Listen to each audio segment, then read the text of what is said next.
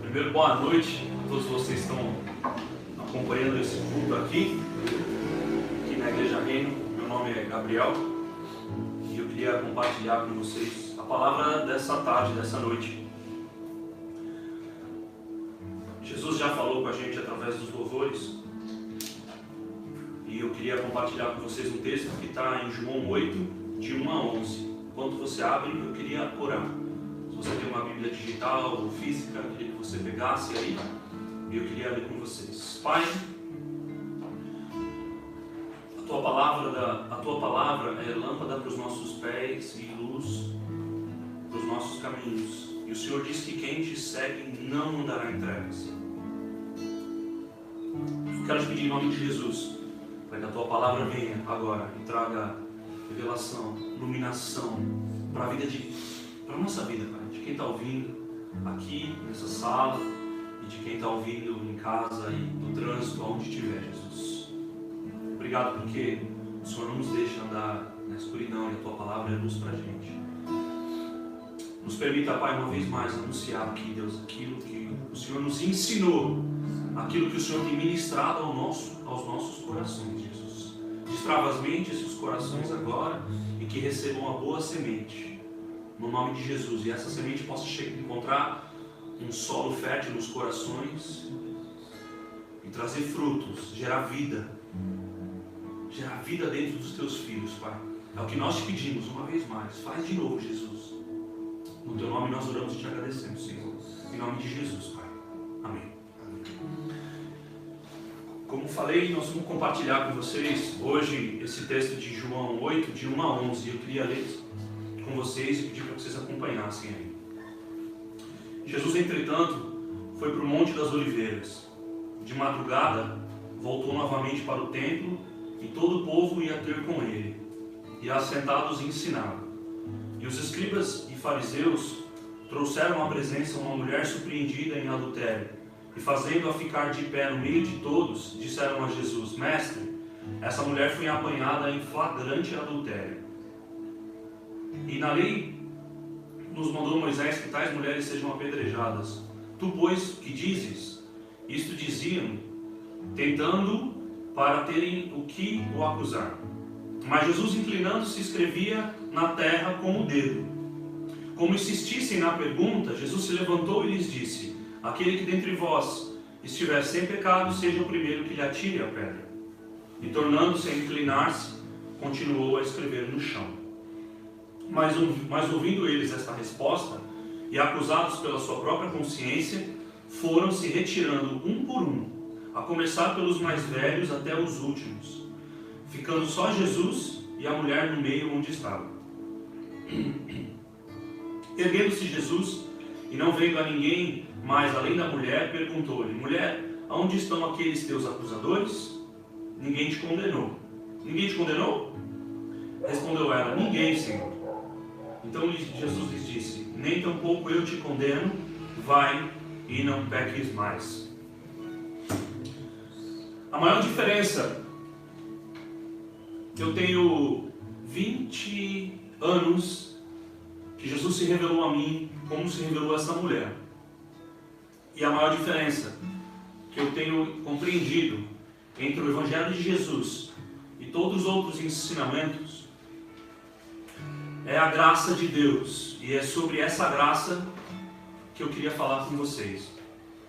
A graça de Deus, de uma forma simplista, mais profunda, é o favor que ninguém merece. A Bíblia diz que não há um justo sequer, que todos nós pecamos, estamos destituídos da glória de Deus, ou seja, não merecemos vida eterna, não merecemos a bondade. No entanto, pela graça de Deus, crendo, como diz lá em Efésios 2:8, que a salvação vem pela graça de Deus mediante a nossa fé em Cristo Jesus, é que nós somos salvos. Não vem de obras humanas para que ninguém se glorie. Hoje foi o 27º dia. Eu e uma grande equipe lá no centro de São Paulo, e hoje foi o 27º dia consecutivo que a gente tem entregue marmitas, talvez na região mais triste da nossa cidade, que é a Cracolândia. E nesses 27 dias, Deus tem nos ensinado muitas coisas naquele lugar. A gente olha e vê todo tipo de gente ali. E frustração, inocentes e culpados. E Deus tem nos levado àquele lugar, não como juízes das pessoas, mas entendendo que em Cristo Jesus há esperança. E uma das coisas que Deus tem ministrado ao nosso coração, baseado nesse texto, é que muitas vezes nós que deveríamos manifestar o amor e a graça de Deus, nós somos aqueles que condenam as pessoas pelas suas escolhas erradas e pelos seus pecados. E muitas vezes nós cristãos, a gente jogou pedra nos outros por causa dos erros dos outros. E Jesus nesse texto ele não fez isso. E eu não estou falando aqui da hipergraça, porque a graça de Deus, ela não é a licença para continuar pecando. A graça de Deus nos conecta a Ele e endireita a nossa vida. Quando a gente percebe a nossa nudez e o quanto nós somos falhos, a graça de Deus nos perdoa e não é para a gente continuar vivendo igual. Ele gera em nós uma compaixão, Ele gera em nós um amor que naturalmente gera em nós também a obediência e o desejo de mudar e não para continuar igual. O perdão de Deus não deixa a gente igual. Ele faz a gente lutar contra o nosso eu, contra a nossa carne. E muitas vezes Deus tem levantado um povo no nosso meio para se colocar como Jesus fez, para se colocar entre os acusadores e o condenado. Eu tenho encontrado tanta gente, e muitos olhavam para aquela região e para aquele lugar e se sentiam melhores. Olhavam e ali só tem gente desonesta, os usuários de droga não valem nada. E Deus tem ensinado para a gente o amor que cobre uma multidão de pecados. Essa mulher, vamos falar sobre os fariseus e os escribas. Nós temos 3 personagens nessa história. Fariseus e os escribas, que são aqueles que conheciam a Escritura, a Torá, que dominavam a lei. Os escribas então eram mestres e doutores. Nós temos uma mulher que foi pega em flagrante em adultério. Eu acho interessante porque no versículo 2 fala que Jesus estava de madrugada, né? Vocês já perceberam isso? Não. Era madrugada. Jesus de madrugada estava indo para o templo e as pessoas já estavam seguindo ele. Não havia mais descanso. Ele dizia, né? Um rei que não tem um lugar onde reclinar a cabeça.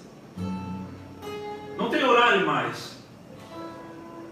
E de madrugada ele ainda ensinava, de madrugada ele estava no templo. E os fariseus e os escribas, esses doutores da lei, trouxeram para Jesus uma mulher que foi pega em flagrante no seu pecado. Você já foi pego num flagrante, numa mentira? Ou estava fazendo alguma coisa errada? Ser pego em flagrante traz o quê? Vergonha. Os fariseus pegam essa mulher, imagina, eles pegaram ela transando durante uma cena de traição, em adultério. E os fariseus trouxeram ela e disseram, Jesus, essa mulher foi pega em flagrante. E eles estavam fazendo isso porque eles queriam procurar uma forma de condenar Jesus. Se Jesus não cumprisse a lei mosaica, Jesus estava colocando, na nossa linguagem seria um beco sem saída para o homem. Se Jesus mandasse apedrejar, Roma se voltaria contra Jesus. E se ele dissesse não apedreja, os escribas e os fariseus diriam que eles não estavam cumprindo a lei. O que isso quer dizer? Eles não estavam preocupados com aquela mulher. Não havia compaixão por alguém que foi pega, que teve exposta a sua vergonha. Eu acho que uma das coisas que mais envergonha o ser humano é quando o nosso erro, quando o nosso pecado é exposto. Isso traz vergonha, mas não traz só vergonha. Isso traz humilhação. Porque todos nós falhamos. Mas quando há a exposição dessa vergonha, aí vem o segundo passo. Primeiro é a vergonha, depois vem a humilhação. Você já imaginou essa mulher sendo pega em adultério? Nesse tempo, no outro dia, no dia seguinte, tendo que conviver na mesma vila, tendo que olhar no rosto de todo mundo, a família, toda a exposição a que ela foi submetida, e agora a humilhação. Ela vai ter que conviver com os acusadores. Jesus prevendo tudo isso, a Bíblia diz, e um dia, se ele me permitir, eu gostaria de saber o que ele estava escrevendo no chão. E os os fariseus insistiam para que ele dissesse: o que você vai fazer? E aí Jesus olha, a Bíblia diz que ele se levanta, e ele se coloca de pé ali, ou seja, ele se coloca uma vez entre as pedras que iam ser atiradas naquela mulher e ela. E ele se coloca no meio entre os acusadores e a condenada e a acusada. E ele faz uma pergunta que é um ditado popular, pelo menos aqui no nosso país, né? Quem não tiver pecado, que atire a primeira pedra. Daí nasce essa expressão. É desse texto. Jesus faz uma pergunta: quem de vocês que estiver sem pecado, fica à vontade. E a Bíblia diz que as pedras começaram a cair no chão. Eu acho interessante, porque no versículo 9, fala aqui primeiro os mais velhos. Por que primeiro os mais velhos? Por que a Bíblia é tão rica em detalhes? Porque nessa cultura, na cultura judaica, os mais velhos são os mais experientes. Então esse autoexame, a autocrítica que me faz largar uma pedra para uma condenada, porque eu não estou preocupado com a condenada, eles não estavam preocupados com a condenada, eles queriam que ela fosse apedrejada mesmo, eles não tinham amor para com ela, eles se sentiam juízes das pessoas. E aí, acusados pela sua consciência, que é o que a Bíblia diz, eles começam a largar as pedras, e começa primeiro pelos mais velhos. Ou seja, os mais velhos, os mais experientes, eles estavam ensinando os mais novos de que eles eram tão pecadores quanto os outros que estavam ali. A gente, como igreja, já feriu muita gente, se colocando como um modelo a ser seguido, e o modelo é Jesus. Nós, como cristãos, gritamos por aí muitas vezes e condenamos as pessoas pelos seus erros. E o modelo de santidade, o modelo de santo é Jesus. Nós, eu e você, nós estamos tentando imitá-los. Só que muitas vezes uma palavra nossa, a gente virou multidão. Tem racismo no nosso meio, tem tantas outras discriminação, pobre com rico, e várias outras questões. E a gente nós nos colocamos muitas vezes como o Senhor da situação. A Bíblia diz para a gente não julgar. Jesus falou: não julgueis para que não sejam julgados, porque quando a gente julga alguém, a gente sempre julga nesse plano horizontal. E o plano horizontal só nos permite olhar a forma horizontal da situação. E é por isso que Jesus pede para a gente não julgar. E Jesus, quando fala para o povo se examinar, quando ele diz: não, atira, quem não tiver pecado, atire a primeira pedra, o que ele está fazendo? Ele está falando: para de julgar na forma horizontal e julga na vertical, ou seja, de cima para baixo. Porque de cima para baixo só ele consegue ver tudo. Quando a gente julga só o olho humano, só o que a gente vê aqui, ó. Mas Deus pode, Ele pode nos julgar, porque Ele vê de cima, Ele vê toda a situação. E aí Jesus, vendo toda a situação ali, Ele consegue, por ser o justo juiz, Ele consegue proteger a condenada e consegue também proteger a mente daqueles que querem condená-la. E os mais velhos são os primeiros a largar as pedras, porque eles percebem que a verdade, o caminho e a vida está diante deles ali agora. E aí começam a pensar: eu vou tirar uma pedra, mas ontem eu menti, mas ontem eu fui desonesto no meu trabalho, mas ontem eu julguei alguém pela sua condição social. Cara, o Evangelho de Jesus é tão lindo e tão precioso, que ele diz que se alguém quiser ser grande, que seja o menor. É olhar para olha que desafio é o meu e o teu. Olhar para alguém que aos nossos olhos parece inferior e tratar ele como superior. Mas a verdade é que o autoexame de quem eles eram e como eles estavam vivendo não deixou eles atirar nenhuma pedra. É interessante também pensar que no dia seguinte, essa mulher que foi pega em adultério, e tem a vergonha e tem a humilhação, ela vai ter que conviver naquele entorno ali, né? E o pecado dela é exposto. Não sei se ela foi comprar um pão, se ela, onde ela foi. Mas com certeza a vida dela continuou. Agora ela tem que olhar para todo mundo e conviver com a humilhação de ter o seu pecado exposto. Você já imaginou? Se as nossas vidas fossem expostas, e tudo que a gente faz quando ninguém está nos vendo, ou quando a gente acha que ninguém está nos vendo, fosse publicado por aí, foi isso que essa mulher teve que enfrentar. Vergonha e humilhação. E o amor de Jesus alcançou o coração dela.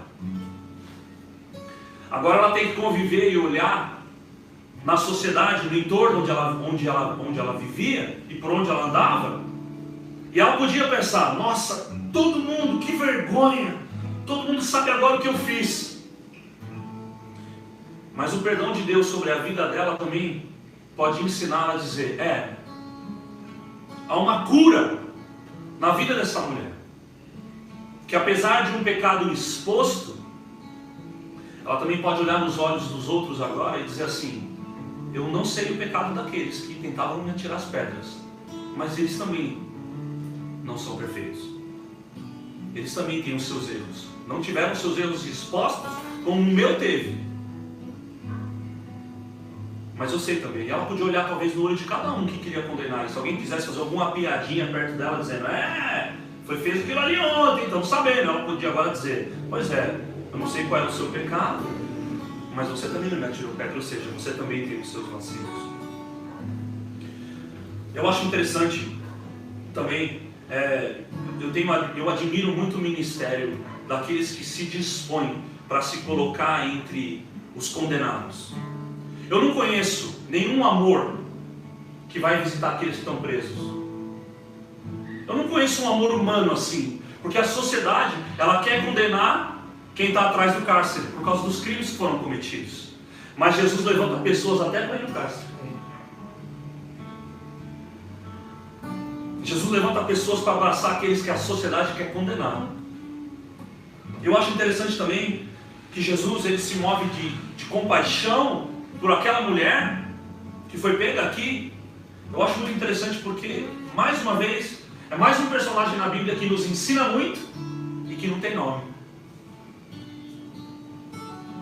Assim como o aleijado do poço de Jacó, é mais um personagem. Como é o nome do menino que multiplicou, que colocou nas mãos de Jesus 5 pães e 2 peixes? A Bíblia está cheia de anônimos, mas que são cheios de fé. Essa mulher, Jesus não passa a mão na cabeça dela e diz, tadinha, como é a proposta da hipergraça, né? Jesus olha para ela e diz assim, filha, você imagina esse abraço de Jesus? Jesus está em pé e ela está sentada. Jesus coloca ela de pé e fala assim, não sei quanto tempo demorou para todos os acusadores saírem desse encontro, mas todos saíram, porque todo mundo percebeu que tinha um BO por trás, todo mundo tinha algum desvio, algum pecado. E Jesus olha e fala assim, mulher, cadê os teus acusadores? Ninguém te condenou? E aí ele dá a chance. E agora quando ela diz ninguém condenou, porque agora Jesus está ensinando para ela que assim como ele fez com que eles avaliassem aquilo que eles iam fazer, Jesus vai levar ela agora a essa autocrítica. E não dizer para que ela se levante e continue traindo o seu marido, continue traindo as pessoas. E a resposta dela é assim, não Jesus, ninguém me condenou. E Jesus fala para ela assim, pois é, eu também não te condeno. E a frase não termina aí. Ele fala, eu também não te condeno. E aí continua, ele fala, vai e não faça de novo. Por quê? Porque o perdão de Deus, a graça de Deus sobre nós, ela vai nos conectar a Ele e não nos afastar dele, para que a gente viva de qualquer jeito. E aí nós somos desafiados nas nossas próprias transgressões, a olhar para Jesus e a receber o perdão de Jesus e ser desafiado a viver de uma forma diferente. Eu queria contar uma história para vocês. Eu frequento a região da Cracolândia já tem quase 20 anos. Isso foi em 2008, eu ainda estava no seminário, no Betel Brasileiro. E eu entrei com a Bíblia assim embaixo do braço. E um dia fui compartilhar um jovem de uns 38 anos ali, e ele estava com um cachimbo de crack na mão. E aí ele ouviu a palavra, compartilhei com ele a graça, o perdão de Deus, a esperança que o Evangelho traz para quem está condenado, para quem acha que não tem mais chance. E aí eu terminei de falar, ele olhou para mim e falou assim: eu já fiz muito isso que você está fazendo. Eu já levei muito a esperança para as pessoas. Eu já anunciei muito o amor de Cristo. E eu falei: por que parou? Ele falou assim: eu era seminarista. E um dia eu cheguei em casa, depois de sair do seminário, e eu encontrei a minha esposa com outro homem em casa.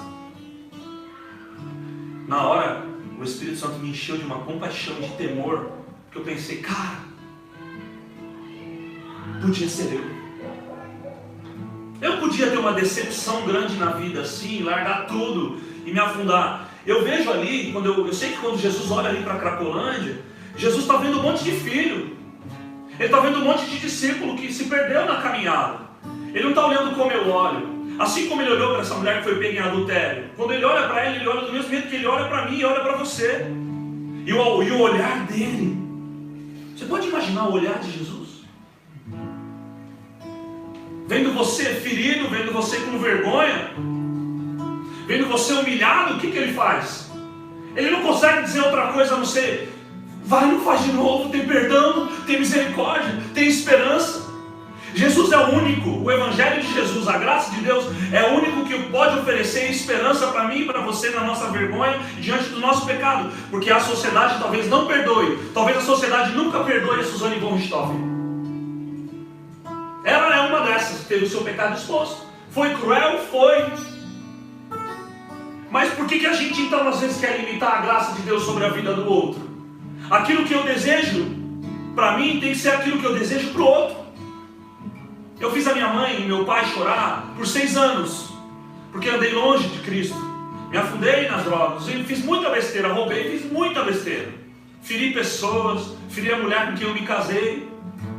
E aí hoje eu posso olhar, como é que eu posso me sentir grande? Como é que eu posso me sentir perfeito, sabendo que eu sei o que Jesus fez em mim? Não existe nenhuma chance dessa mulher sair dessa situação e não se sentir amada. Não existe nenhuma chance dessa mulher que foi pega em adultério sair da presença de Jesus e não se sentir perdoada. Porque Jesus levou ela a esse entendimento profundo. A lei, pela lei mosaica, ela merecia as pedradas. E Jesus se colocou entre as pedras e ela, para dizer: eles não te condenaram, eu não te condeno, vai e não faça de novo. O Evangelho de Jesus Cristo é lindo e eu amo Jesus por isso. Eu continuo não merecendo, eu continuo falho, mas eu sei que Ele me ama.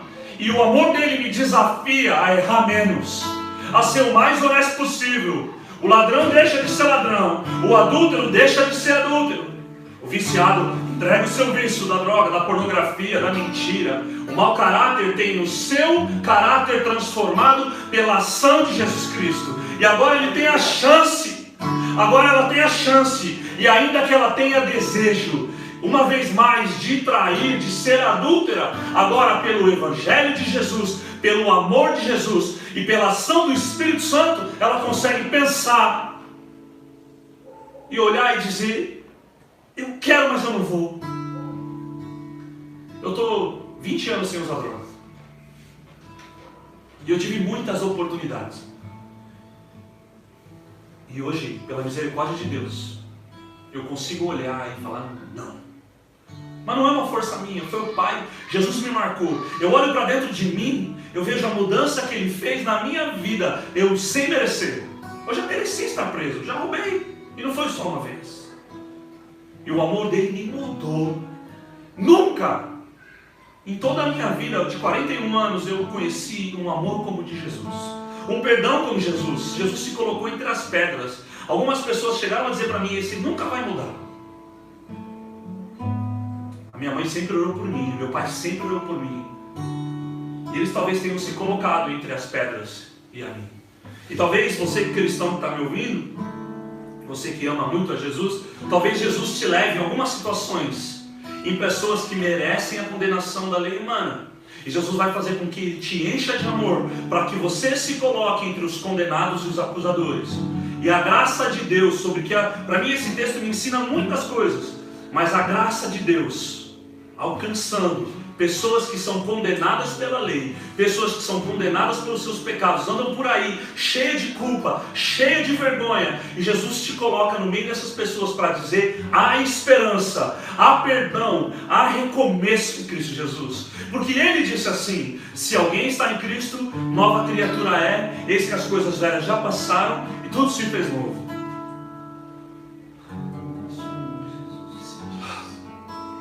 Eu fiz uma oração na semana passada. Eu participei e tive a oportunidade de estar num dos estádios que estavam cheios lá em fevereiro.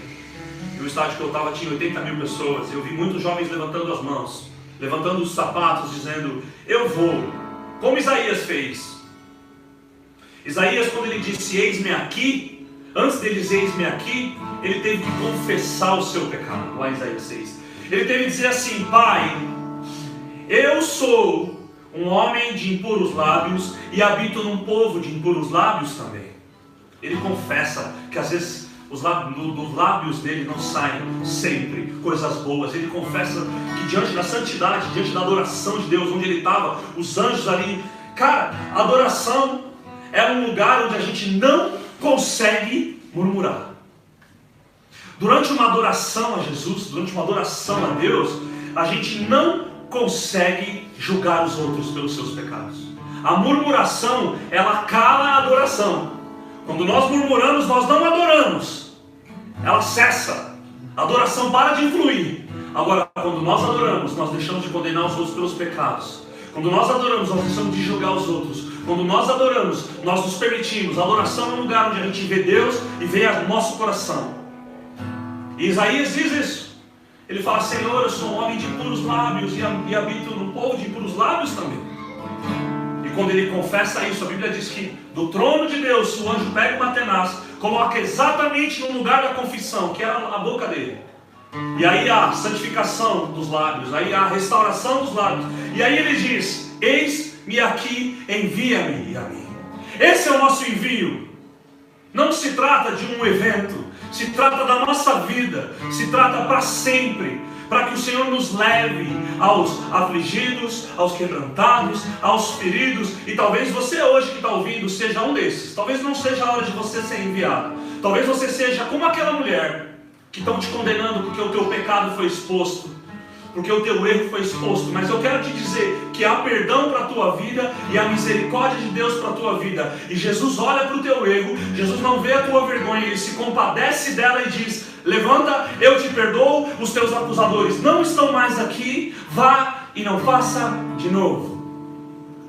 Eu não tenho dúvida de que ela se levantou apaixonada por Jesus, amando Jesus e amando a mensagem da cruz. E agora, ainda que tenham que dizer para ela que ela não tem valor, que com palavras de baixo calão sobre uma mulher, porque é isso que acontece na sociedade, ela pode dizer: o meu Redentor me redimiu, Ele me perdoou, nenhuma pedra me atingiu, e agora já não há mais nenhuma culpa e condenação, há perdão. Talvez você precise ser essa pessoa. Eu não creio que Deus faz nada por acaso, não creio que Deus traga uma palavra simplesmente porque está escrito aqui, foi escrito há muito tempo, porque Deus está curando gente que está nos ouvindo agora, que tem carregado culpa, foi condenado pela igreja, foi condenado pelos líderes, como os escribas e fariseus, e não foi alvo da graça de Jesus Cristo. Jesus olha para a sua dor e para a sua vergonha e te diz: levanta, filha, ninguém te condenou, eu não te condeno mais, vai, não faça de novo, existe uma nova vida para você. E talvez você que está ouvindo essa palavra hoje, talvez Jesus está te chamando, te enchendo de amor por aqueles que são condenados.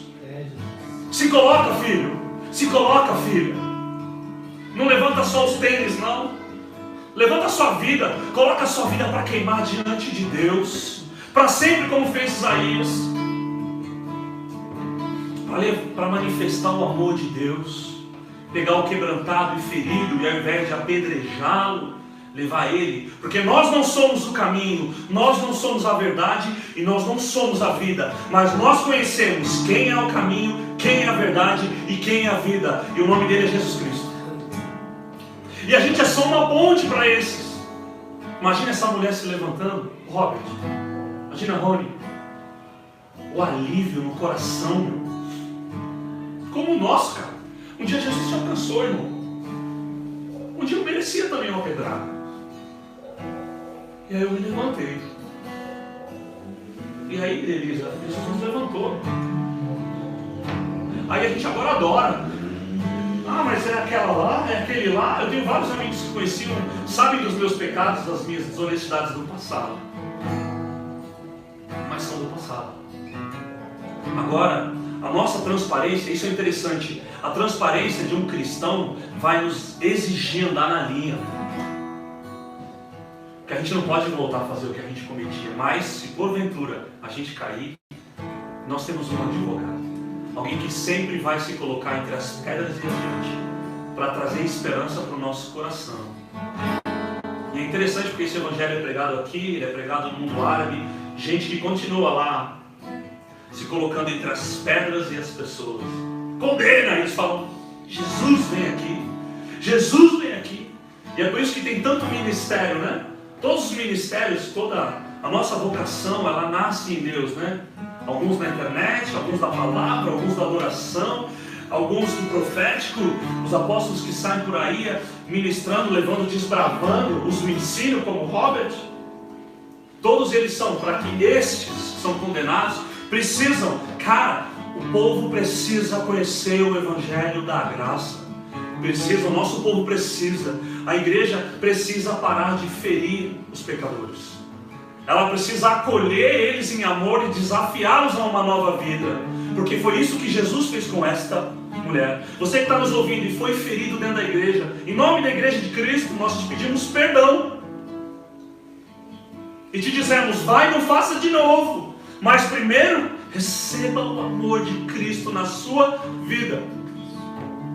Receba perdão, receba alívio, receba, alívio sobre os teus ombros. Há perdão para você, há esperança para você. Nós como igreja de Cristo somos esses. Que o Senhor nos leve ao entendimento, mais uma vez, dessa passagem. E a gente possa se levantar e sorrir. É leve. A leveza da graça de Deus. Se falharmos, nos arrependemos. Essa para mim é uma das, talvez a maior diferença de quem anda com Jesus e de quem anda sem Jesus. Quem anda com Jesus sabe que é pecador. Quem anda com Jesus sabe que não é bom andar torto, que não é bom andar na escuridão. Mas quando cai, entende o perdão, a misericórdia e se levanta. Quem anda com Jesus não anda em trevas. E ele tem nova vida e nova esperança para nós. Eu sei que nessa noite Deus tem chamado você. Eu volto a dizer, os templos estão fechados por uma questão da lei. Mas a igreja está viva, ela é pulsante. E nada pode frear o amor de Deus. Não é o coronavírus que vai frear o avivamento no Brasil. Deus está acima disso. Quantas famílias estavam destruídas dentro dos seus lares, onde o pai já não falava com a esposa e agora estão trancadas em casa. E agora estão acompanhando as lives, e agora o filho voltou a falar com o pai. Jesus está vendo tudo. Enquanto a gente adorava no começo aqui, cara, eu tive a impressão, a visão de Jesus segurando a terra com amor nas mãos, o universo na palma de suas mãos, Ele segurando a gente, cara. A Bíblia diz que todas as coisas cooperam para o bem daqueles que amam a Deus e que são chamados segundo o seu propósito. Há um propósito de Deus nesse momento, há um propósito de Deus nessa palavra. Jesus nos conectar com Ele de novo, com o amor dEle, e a hora que você sair da sua casa de novo, cara, ninguém vai poder te segurar. Talvez você nem precise sair. Talvez seja tempo de você pegar o teu celular no término desse culto e você se reconciliar com o seu irmão, com quem você não fala há anos. De estender perdão para ele. Talvez seja a hora de você voltar a falar com o seu pai e perdoar ele, e ele te perdoar. E a gente parar de atacar pedra um no outro. Parece que um está mais certo que o outro, né? Agora é tempo de pedras caídas no chão. Nós todos desarmados diante de Jesus Cristo, para que o amor dele nos envolva, para que o perdão dele nos envolva. E a gente seja homem e mulher em dizer: Jesus, me perdoa, eu me levanto porque a tua graça e o teu perdão me restauram, e eu não quero voltar a ser o que eu era antes. Ainda que às vezes a minha carne queira, e ela grite por isso. Como essa mulher. Que o Senhor Jesus te abençoe. Eu queria orar agora por você. Pai, não existe nada que se compare ao teu amor e o teu perdão. A tua graça, Jesus, não tem a ver com dar uma marmita, não tem a ver com dar uma moeda para um necessitado, Jesus. É amar como o Senhor nos ama. Esse é o nosso desafio, Jesus. Mas antes disso, Pai, quem está nos ouvindo agora, que essa oração, Deus, ela possa trazer perdão, ela possa trazer alívio para aqueles que são envergonhados e condenados, Senhor. Jesus, nós não somos a verdade, mas nós te conhecemos e sabemos que você é a verdade. Jesus, nós não somos o caminho, mas nós sabemos que o Senhor é o caminho. E nós não somos a vida, mas tu tens vida para nós. E a vida está em ti. Obrigado, Senhor. Visita os teus filhos, Senhor, com perdão, graça e misericórdia. Haja reconciliação, haja perdão, Jesus. Haja vida, vida abundante, sendo transbordada agora na vida dos teus filhos. Que as lágrimas que correm no rosto agora, Jesus, sejam gratidão por quem tu és. Assim como um dia nós fomos alcançados, Pai, pelo seu perdão, nos permita alcançar outros, Jesus. Apaga toda a escrita de dívida, toda a vergonha. Como diz lá, Pai, esse é o tempo oportuno, como nos ensina o autor de Hebreus, para entrarmos no trono da graça de Deus e recebermos graça e misericórdia no tempo oportuno. Nos perdoa, Jesus, das pessoas que nós ferimos pelo caminho, das pedras que atiramos, Jesus. Muitas vezes, Pai, hoje nós estamos aqui, Pai, desarmados, sem pedras nas mãos, como aquela mulher, conscientes de quem tu és, conscientes de que não existe nada que se assemelhe a você, Jesus Cristo. Não conhecemos nenhuma história como a tua, nunca conheceremos alguém que fará o que o Senhor fez e faz por nós. Esse amor nos constrange, e que esse amor transborde a vida dos meus irmãos e das minhas irmãs, e ao invés de nós sairmos vivendo de qualquer jeito, esse amor nos constranja, Pai, para nós nos ajoelharmos, Jesus, nos ajoelharmos agora, Senhor, diante da tua soberania, diante da tua santidade, e declararmos que só o Senhor é Deus, e só o Senhor é santo. Obrigado, Pai, obrigado por isso, obrigado, Jesus. Continua fazendo milagres, Pai, hoje, na vida dos teus filhos, Pai. Alcança os feridos, alcança, Deus, aqueles que estão, Pai, agora, na sua sala, se sentindo sozinhos, por causa do isolamento. Gente que, Pai, também, aqueles que estavam com pedra nas mãos, julgando, querendo condenar, mas porque agora também entenderam, Pai, o Evangelho da graça de Deus, que abraça o pecador, envolve o pecador e desafia ele a viver uma nova história, Jesus. Nós não temos como permanecer iguais diante do seu toque. Não há como, não dá para viver mais como se o Senhor não existisse, Senhor. E esta é a hora, eu sei, Pai, que é a hora de uma grande colheita, onde filhos perdidos, filhos pródigos estão voltando para a tua casa. E nós estamos aqui, não como aquele filho que não se alegrou, mas como os filhos que se alegram, porque muitos estavam perdidos, estão sendo encontrados, Jesus. Leva os teus filhos encontrados, Pai, para que busquem os feridos, imitem a você, Senhor. Peguem, ó Deus, os afligidos, os destruídos, os condenados e os tragam para experimentar, Deus, o melhor sabor da vida, Jesus Cristo. Não há nada igual a você, Jesus. Nós nos cansaremos, Pai. E um dia, Senhor, nós queremos poder olhar nos teus olhos, Pai, e te agradecer. Olhando nos teus olhos e te agradecer, Pai, por tudo o que tu és. Obrigado, Jesus, porque não tem como frear o Evangelho, não tem como frear o avivamento que o Senhor quer fazer no nosso meio, Pai. Levanta os teus filhos onde eles estiverem, Jesus, para que vão às nações, vão para os viadutos, para as vielas, vão para os condomínios e vão para as ruas e anunciem com autoridade e poder a Jesus Cristo, o único Senhor e Salvador das nossas vidas, Pai. Assim como nós, Senhor, fomos resgatados, Senhor. Obrigado. Nosso vocabulário é pobre, o meu é pobre demais, Jesus. Mas eu te agradeço, Pai, por tudo o que o Senhor tem feito em mim e através de mim. Nós te agradecemos, Pai. Muito obrigado por essa hora. Obrigado, Jesus, porque eu sei que nessa hora o Senhor tem usado esse tempo para nos reconectar contigo. Agora a gente não tem mais desculpa, Senhor. Não temos mais desculpa por causa de tempo. Não temos mais desculpa para não queimar a nossa vida em você, para não gastar tempo com a tua palavra, Jesus. Obrigado, Senhor, por isso. Obrigado, Jesus. Obrigado pelas reconciliações que aconteceram nos lares. Obrigado, Jesus, pela salvação. Obrigado, Jesus, por tudo que aconteceu nessa noite. Nós te agradecemos, Pai, no teu nome, Senhor, em nome de Jesus. Amém.